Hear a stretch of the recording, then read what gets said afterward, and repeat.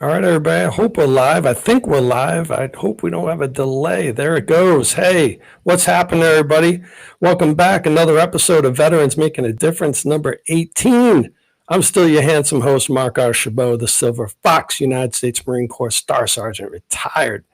And I am fired up tonight to be here with you. We're not going to let the furlough get us down. We're not going to let politics get us down. We are going to produce an outstanding episode with this wonderful woman here on the other side. Before we do that, I'd ask everybody to please continue to peruse some content.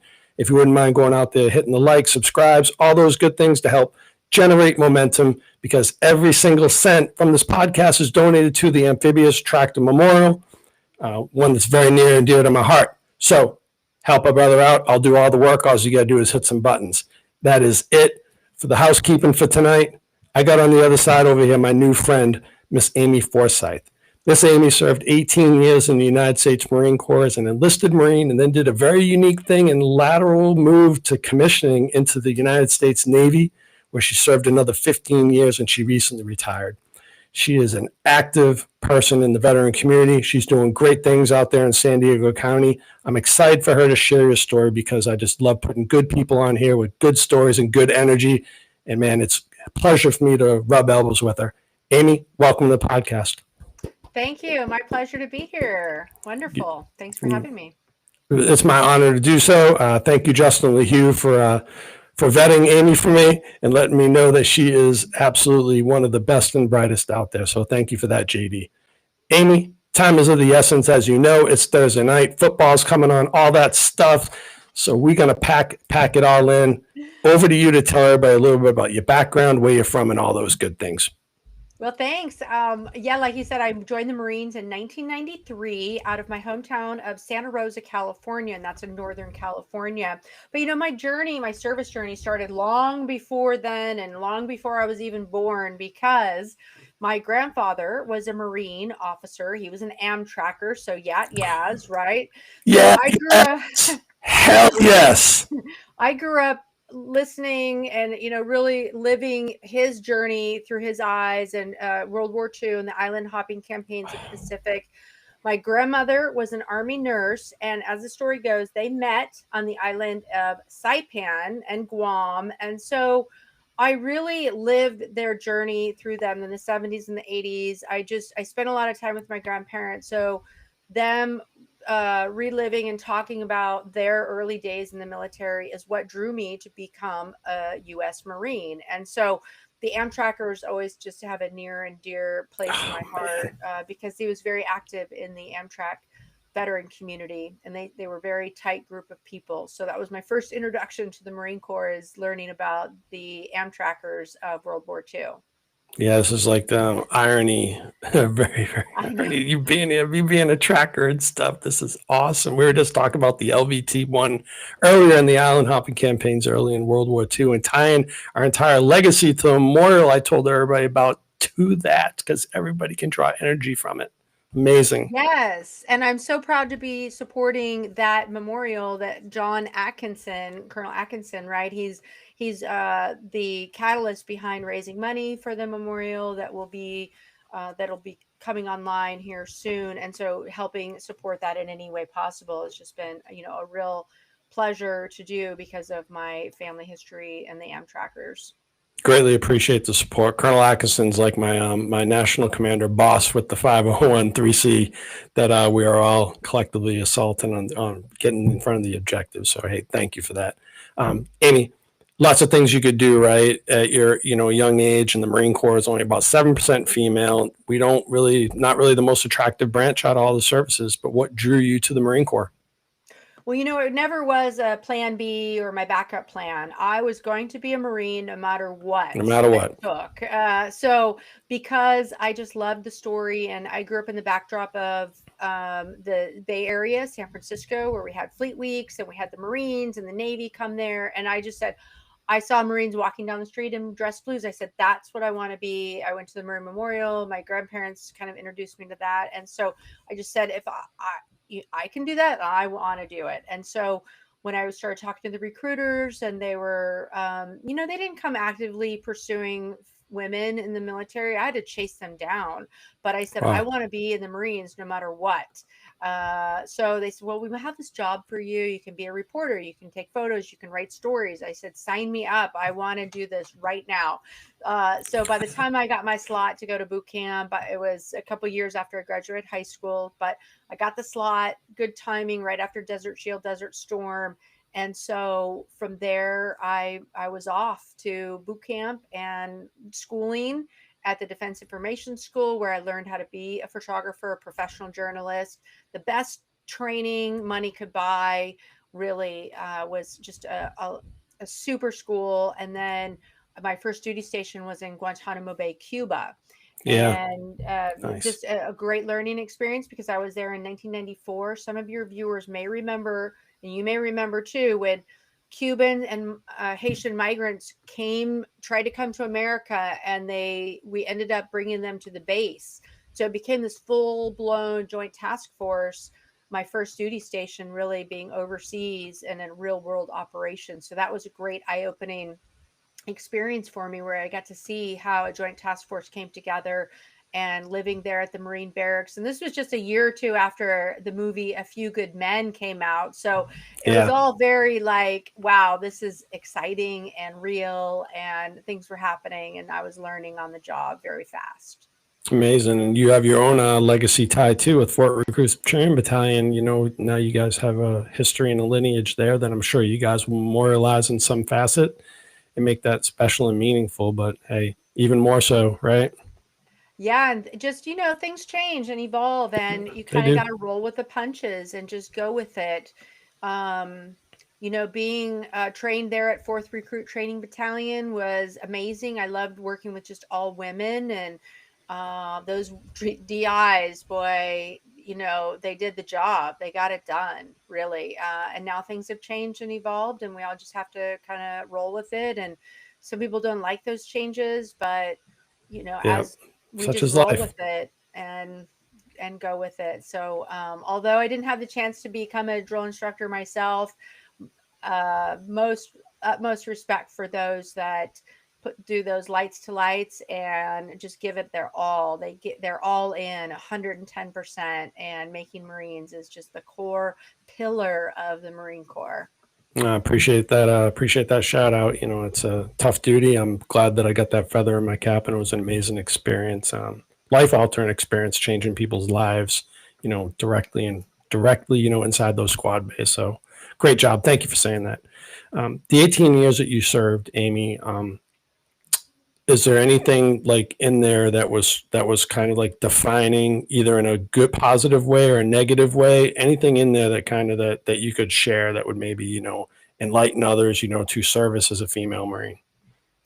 Well, I'll tell you, I caught this epic wave of deployments and opportunities. So my job as a combat correspondent was, I was trained in radio, television, still photography, writing stories, community relations, media engagement. You name it. If it fell under the public affairs office, I was doing it.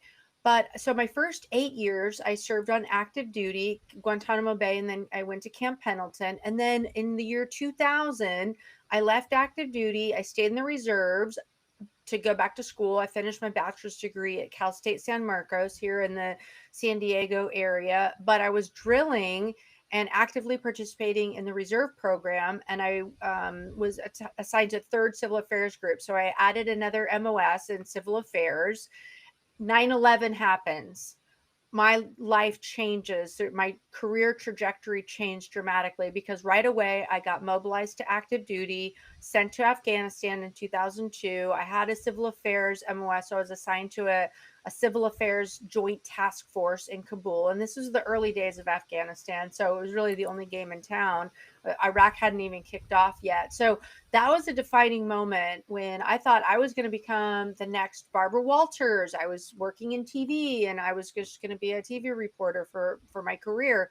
But things changed when 9/11 happened. I got mobilized, and then went and deployed and came back a changed person, different. But then another mobilization happened in 2006, when the war in Iraq was still hot and heavy. I mean, things were happening. I thought for sure by 03, 04, 05, the war in Iraq would have subsided, but I raised my hand. I said, I'll go. I'm with the 1st Marine Expeditionary Force. I'll go be a part of that team in places like Fallujah, Ramadi, and Anbar Province. And so I spent a year there in the year of 2006. And of course, that was the height of combat operations where we lost so many people during that year. And one of those was someone you may know the name of Major Megan McClung, who was a public affairs officer. She was my boss and we deployed together. And so when it hits that close, when you just had breakfast with them that morning, and then by the end of the day, by nightfall, they're gone forever. And so that really changed things for us. And, we were 10 months into our 12-month deployment.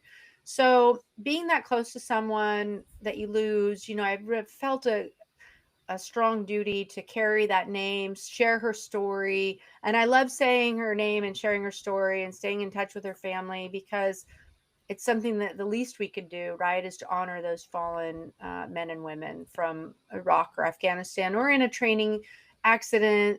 But we carry that with us so we can share the courage it takes to wear a uniform. Yeah, no, you're spot on about that. I won't get into great detail, but there's a Gold Star family that their son, they lost their son when I was down at Kings Bay.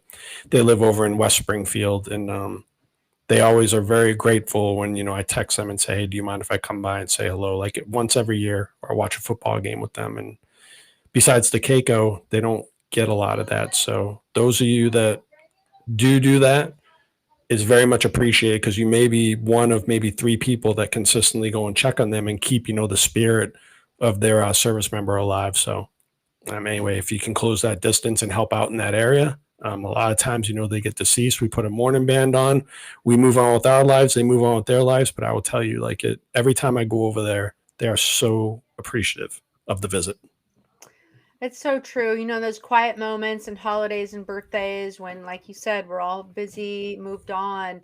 They haven't moved on. It's hard to move on. So that connection through us to them, it means the world. And so really just saying her name, being able to share those stories of her and other people that we served with and stayed in touch with their families, it means so much. So taking on that one defining moment of losing, and not just another Marine, but obviously a female officer who, a lot of people don't remember, say, the females that risk everything. And, she was just escorting media, not in a combat arms mission. So you don't necessarily expect to be killed, but we all know the risks, and risking everything, it often gets lost sometimes because, you have those combat action, combat arms MOSs, but sometimes there's plenty of people that were not engaged in combat, but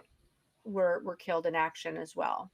Yeah, and lots of service members were killed in action, on logistics convoys, standing posts.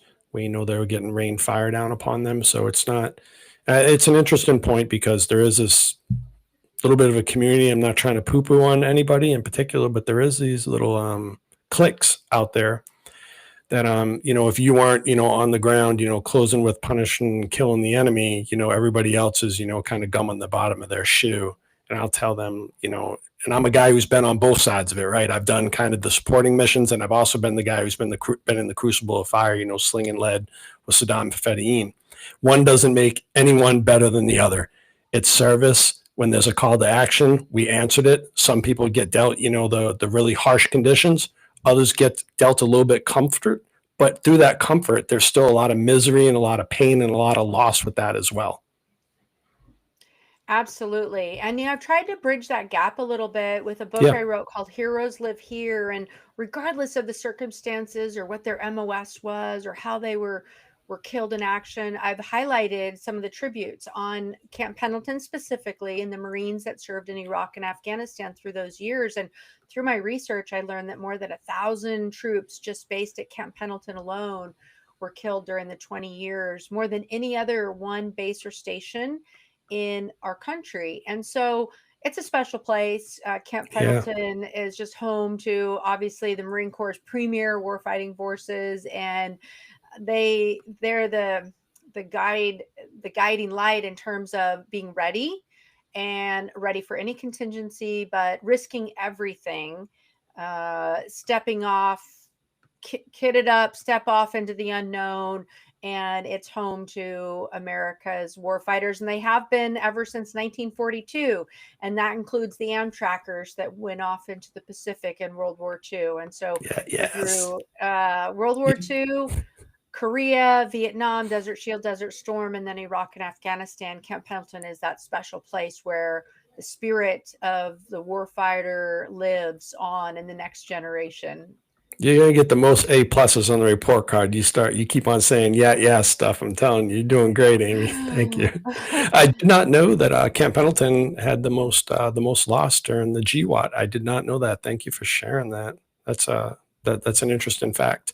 You also have the nickname, of Miss Camp Pendleton, if you didn't know that. Well, looking at telling the stories and the legacy of the Marines, covering a lot of square miles across the base and covering those stories from the 90s on, it's been a true honor to bring those to life, whether it's just a nice photo or a video story about our troops training or preparing for deployment or returning from deployment.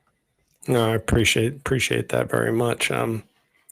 Let's fast forward a little bit, because something really kind of cool and unique. And, you went from being enlisted, staff sergeant, your time on active duty, you're in the reserves, but you're mobilized most of the time because you did 5 combat deployments, which is unbelievable. And then you're like, okay, I'm ready to kind of go take my skills and my talents in a different direction. Talk to everybody about the Navy. Well, I came across a program called the Direct Commission Officer Program, and that's where the Navy has some specialty skill sets like lawyers or public affairs officers or dentists or doctors that bring you in as an officer, whether you had prior service or you're a professional working in a specific industry. And it was actually a colonel that I was working for said, "Hey, you should check out this program." And I had just finished my master's degree. I said, no way. I love the Marine Corps. I didn't want to give up my Marpat cami uniform and my dress blues, but I applied for the program. I got accepted. And I really felt that it was a level up that I didn't see coming. And so being able to serve in a greater capacity, being able to have more influence for either senior commanders or influence on the sailors and the Marines and the soldiers and the airmen that I supervised at some point along the career, that I felt like that was a great way to transition from and really take my education, my experience, and my skills to another level that I didn't see coming. And so I loved every minute of it. It was just really a great way to finish off my career. I just retired in October 1st from the reserves, nearly 33 years. So with many deployments and widened opportunities. The Navy is a great place. As you know, I didn't know that much about it when I was serving in the Marines. I thought this transition will be great. I'm a Marine, but there's so many smart people working in the Navy to make the Navy what it is. And there's a lot of technical skills, a lot of great leaders in the Navy that opened my eyes. I didn't see it before, but I learned through working in ballistic missile defense, working at the joint or COCOM level was just really a great opportunity that I would have never had in the Marines. Couldn't agree with you more. The most lethal team is that Navy and Marine Corps team. And there's a lot of capabilities that the Navy brings to the table, of course, but for the Marine Corps, all our spiritual, our medical care, and, all our, lift, all those things are done by the United States Navy. And I'll never forget this, that when we had to go off the back of a LSD in Kuwait to go land, to go get the word, to go through and pushed into Iraq through the breach, that before we splashed, we all had breakfast on the mess deck. Almost all the sailors were in there, and and they were all just like praying. They were saying, hey, please come home, in one piece. when we splashed, all of them were outfitted, on the outside of the flight deck, all waving and stuff with tears in their eyes and stuff. I'll never forget that. It gave me a even more appreciation for sailors, and just their willingness, to support us, knowing that we were, possibly not going to come back. So couldn't agree with you more, Amy. It really truly is a partnership that you just have to be in it to see just how strong it is, and the relationships between the Navy and the Marine Corps has been amazing to be on both sides and work along both sides and really share both of those stories. But the Navy is a tremendous opportunity. It gave me an opportunity to really take my skills to the next level. So I'm grateful for that. Yeah, no doubt.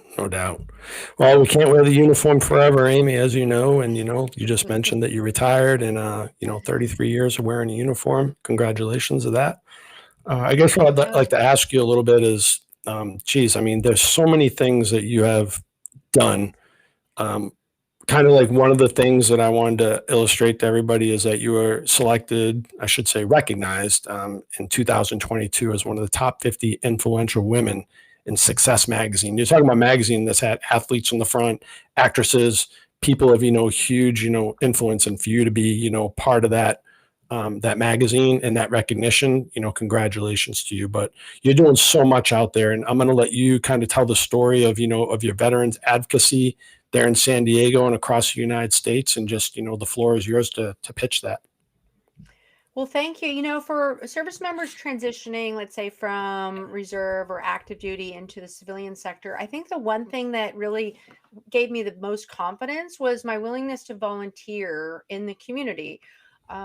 Where can I make an impact? Where can I volunteer my efforts? And so alignment with certain organizations such as the Mount Soledad National Veterans Memorial was one of those that aligned to my personal goals, by highlighting veteran stories. If you've been up there at the top of the hill where they have a big cross and then the plaques on the wall, I had never been there before, but when I found out that the board was looking for people to help support events and communications and advocacy, I jumped on it. And the executive director is someone you might even know, is retired Sergeant Major Neil O'Connell, who was my sergeant major in Iraq in 2006. So he said, Amy, you got to come help me be on the board. So once that happened, I was also volunteering in other areas. I think once you're willing to give up your time for a greater cause, and not just being in the military, but truly volunteer your time and expertise,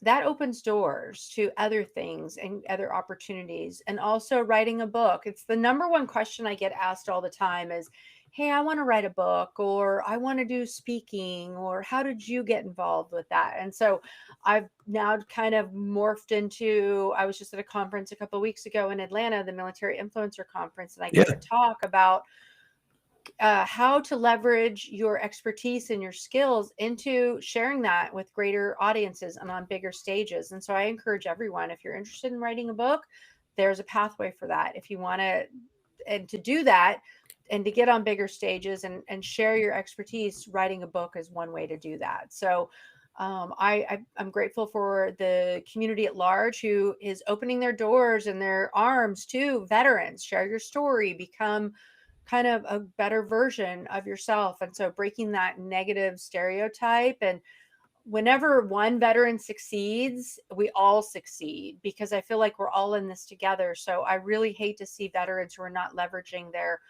expertise and their knowledge, and being a veteran means something.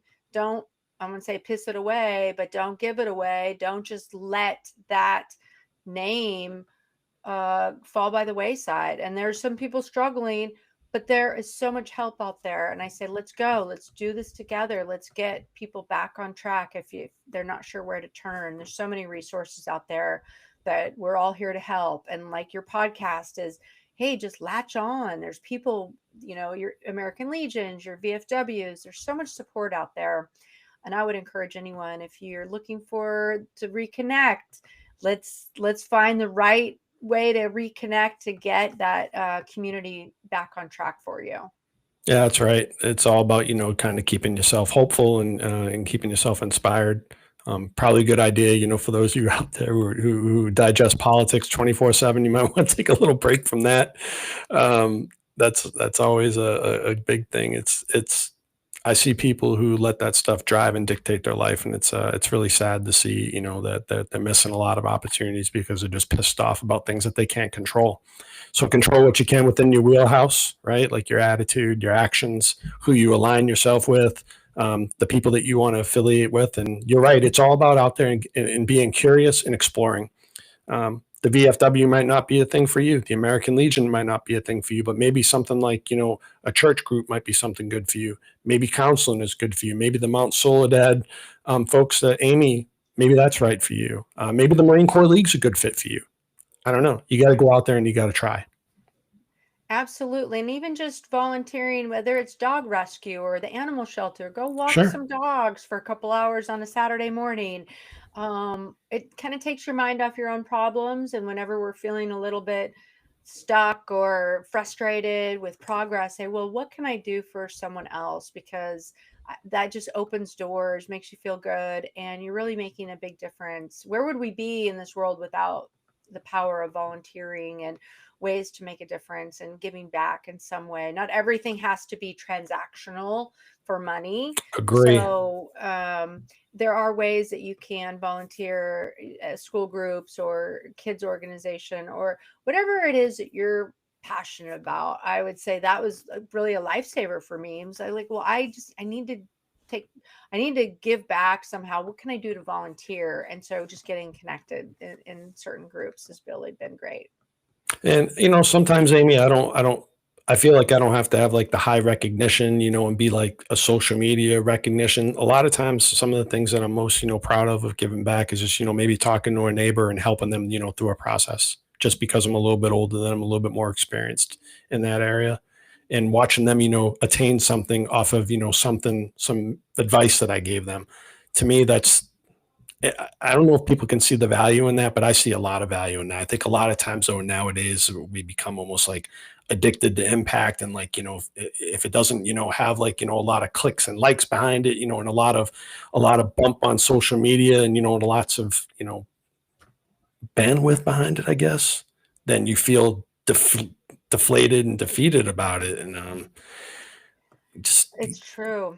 It's so true. I get emails all the time. Hey, do you have 5 minutes or 10 minutes? I want to pick your brain on this, or I'm thinking about a direct commission program in the Navy. I want to get your feedback. And people reach out all the time. You only see maybe 10% of what people are actually doing out there, because there are people who really want to share and get people on the right track. And so there's people out there who are willing to help and lend their advice and be a resource. So don't be afraid to hesitate to reach out or be a resource for someone if you've been closed off, or there's someone who could benefit from your advice if you're open to it. Well said. Well said.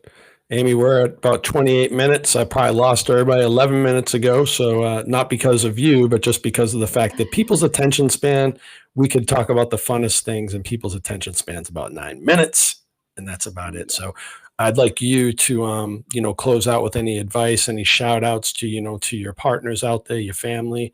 I'll be the good senior enlisted guy nudging the naval officer and tell you, don't forget to shout out to your family. Floor is yours, ma'am. Well, when it comes to retirement, and everyone will come one day to take off the uniform. And for me, I had supported so many retirements through my career, whether it was taking photos, writing stories, narrator, or just being in the parade as a marching person. Literally hundreds of retirements. And for me, my retirement was just 2 weeks ago.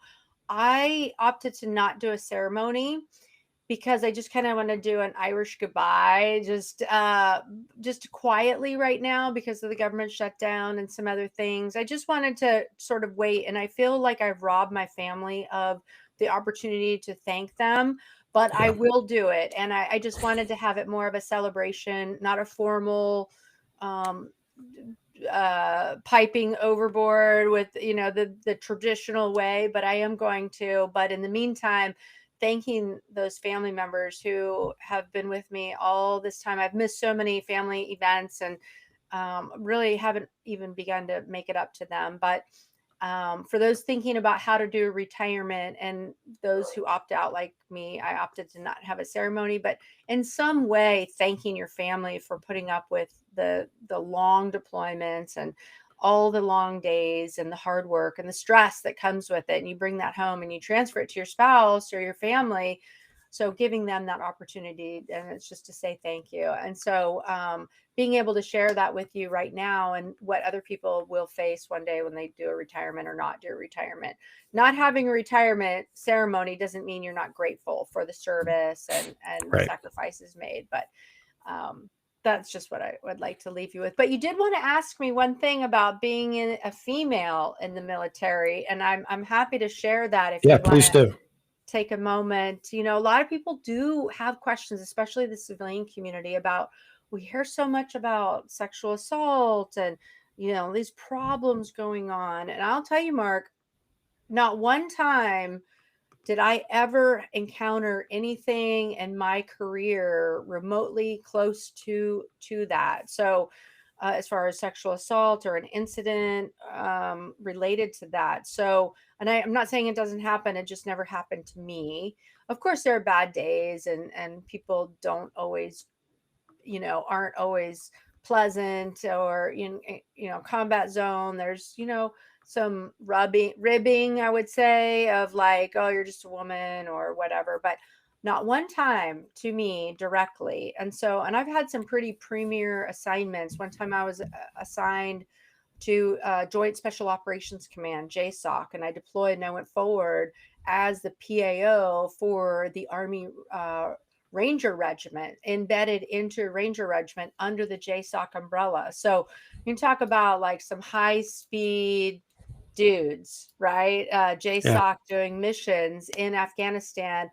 They didn't bat an eye. Here I show up as a Navy female PAO, public affairs officer. So what I wanted to just share is that I would say don't listen to the media all the time, because it's not like that, and I never experienced it. So I've just had some really remarkable assignments and just a great experience just catching these epic deployments. And so very grateful for those opportunities for people who trusted me enough to tell their story, and senior leaders too, to trust me to execute within their, you know, communication strategy. So just a great career. And now getting to be an advocate for a lot of these great memorials, like the Amtracker Memorial coming online soon. So those are some of my favorite.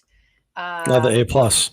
Yeah, thank you. My favorite endeavors by great veterans like you and John as well.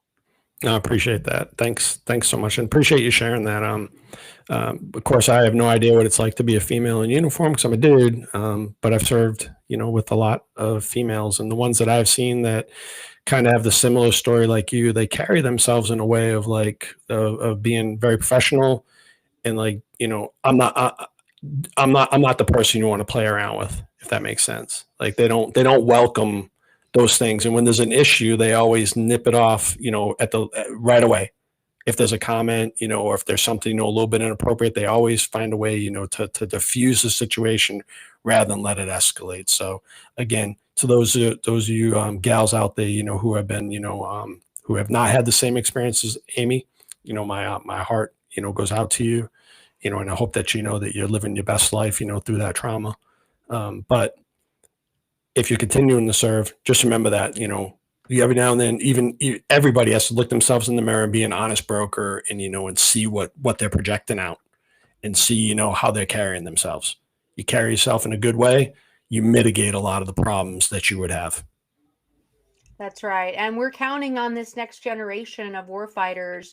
Our national security is at risk. Times are very serious. The threat is real. We need all good players out there. We need people working at their peak performance and optimized 100%, because We need all the brain power, the physical power, everybody has to be on their A game right now, that next generation coming up behind us, because there's a lot at stake.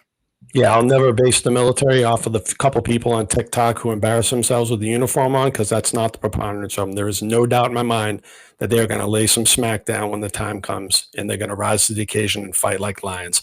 They all told me I'd be dog shit too, and I did pretty all right after 4 combat tours. So, and so did you, Amy. Did good after 5. So that's we're going right. to keep supporting them. That's all we can do.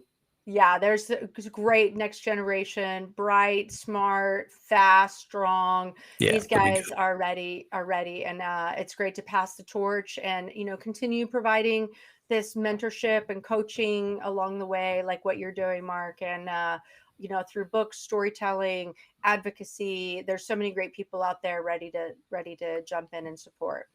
That's a perfect way to close out with some inspiring words. And Amy, I really appreciate your time. And it's been a pleasure, getting to know you over this last couple of weeks, warming up to this. I wish you all the best. This is a continued partnership. It's not just you come on the podcast and I forget about you. So if there's any future collaborations, you can always count on me. Thank you, Mark. And likewise, appreciate it. Semper Fi. Semper Fi to you, and to everybody out there. Appreciate all your support and hope you enjoyed this episode of Veterans Making a Difference, number 18. Amy, I'm going to ask you to hold on so I can get your track. Have a great night, everybody.